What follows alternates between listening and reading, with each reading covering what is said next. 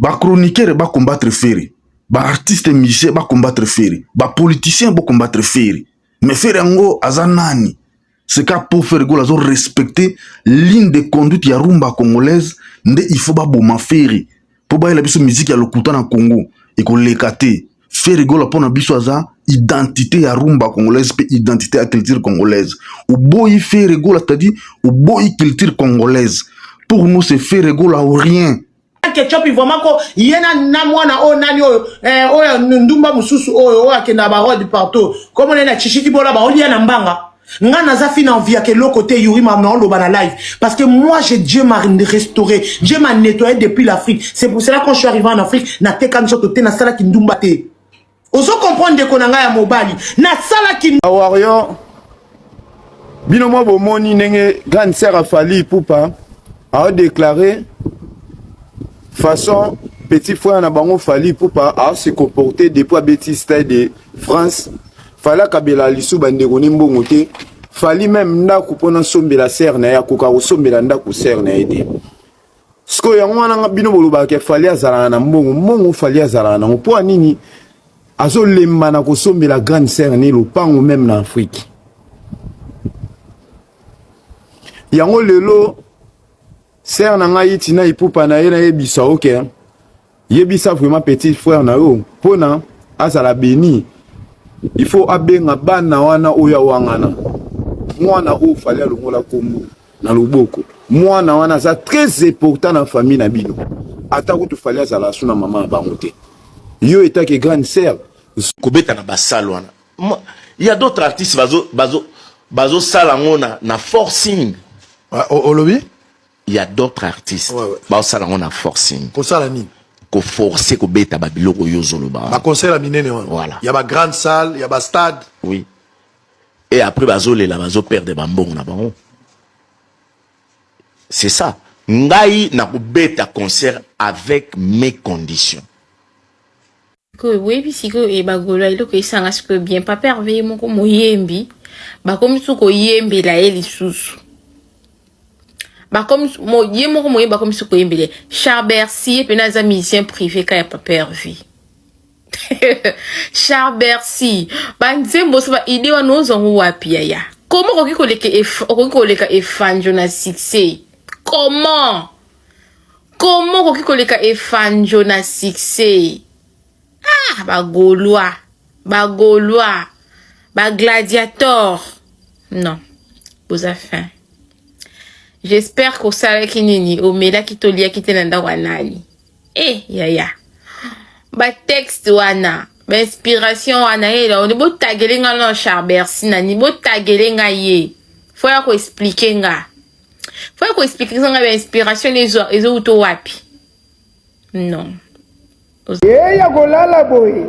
Talandengeza yaya na lobi bongo soke telemi wanande na yebite bon ya ko vanda boye talandengeza bongo soke ngunzami wana vraiment na yebite mwana Kongo ya ko lala boye yaya talandengeza ya nini bongo soke telemi kasi wanande yebite. Fally Ipupa champion d'Afrique et des Caraïbes en 98. À cette époque, j'avais même pas une paire de baskets. Hein. Et on a...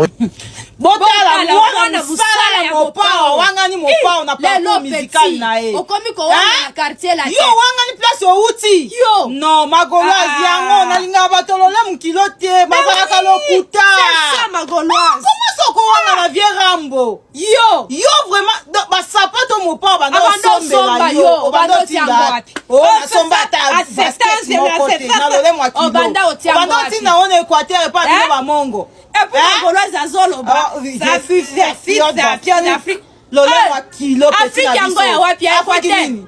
Et pas ma mongo va champion mais na Congo te petit pas bilobela mwanza en tout cas qu'on a un grand avis ça passe yo jeune fille de bandal ça passe qu'on a un grand dikubi nzamba limbisa yo vraiment gola somba bien yo on a rendez-vous mi balé le 16 tozana Jobourg oui et le 11 tozana London moyemba mo santu na rumba rigola la bête noire ya chronique musicale congolaise.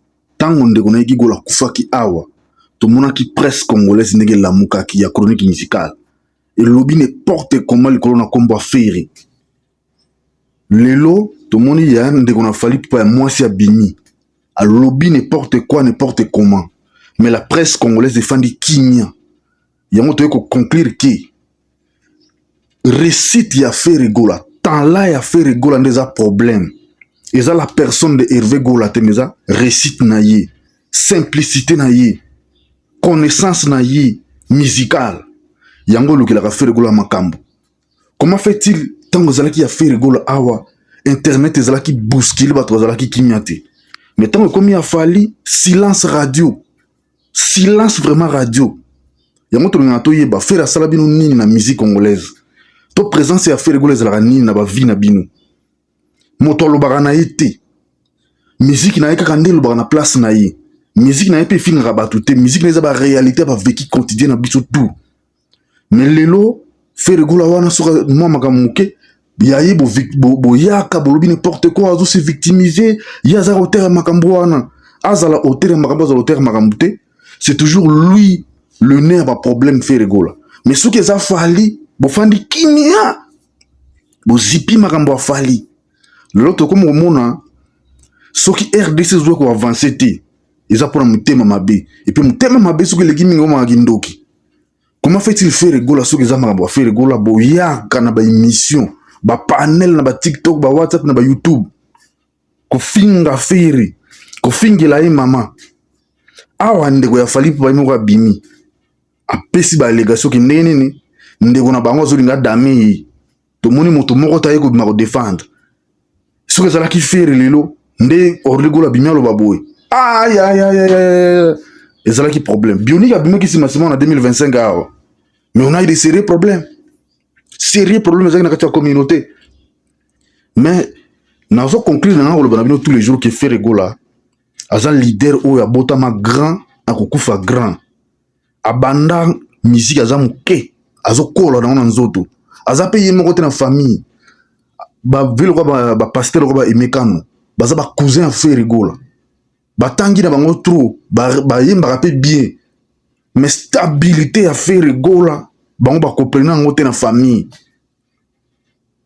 bango baemekano aza badoctorat mais fere gola aza na diplôme d'état aza na certificat te ndenge Charlie Prince aroba mais fere gola côté stabilité ya vie familiale na vie artistique na vie ya business aza stable.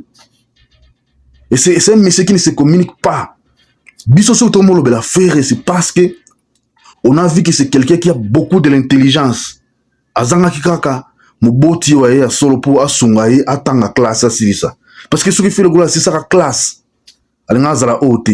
Ce que vous se souvenir na ba vidéo na kala. Abia za ko sala ni comptabilité. Hein? Aza ko sala commercial. C'est-à-dire que moto ayebi déjà gestion. Mais atanga ngo asirisa te. Asuka na ba 4e, ba 3e, ba 4e boy. Déjà aza déjà na vision. Et Fere Gola c'est un grand visionnaire. Fere Gola c'est une mission. Nzambe atia na période oyo pour na mission na Fere Gola ezaki à faire étendre culture congolaise base na côté musique parce que la musique congolaise lelo ils ont la difficulté makasi parce que tous on ba artiste te oyo bazo bima na Congo ba keli banda ba yembi pirema musique na biso na langue na biso à part Fere Gola na basala minene na poto ezala na États-Unis ezala na wapi c'est Fere Gola depuis 2023 jusqu'à aujourd'hui c'est lui qui est en train de faire ces gloires là aza ko beta ba concert kuna te pona ko impressionner ba langue na bango nazo kende na lingala azo kende na guitariste na so du na rumba na biso ya odemba du bolingo nanga nakobelela wapi move bayokanga oh nga na we Fere kina ba rythme na ba du na biso kuna à l'international abeti ba Didas Arena ba Genève Arena ba Ko Arena abeti na Russie na guitare na biso du ya rumba mais lelo Fere Gola aza combattu pour rien politicien azo combattre Fere musicien azo combattre Fere au juste za nini journaliste pas azo combattre Fere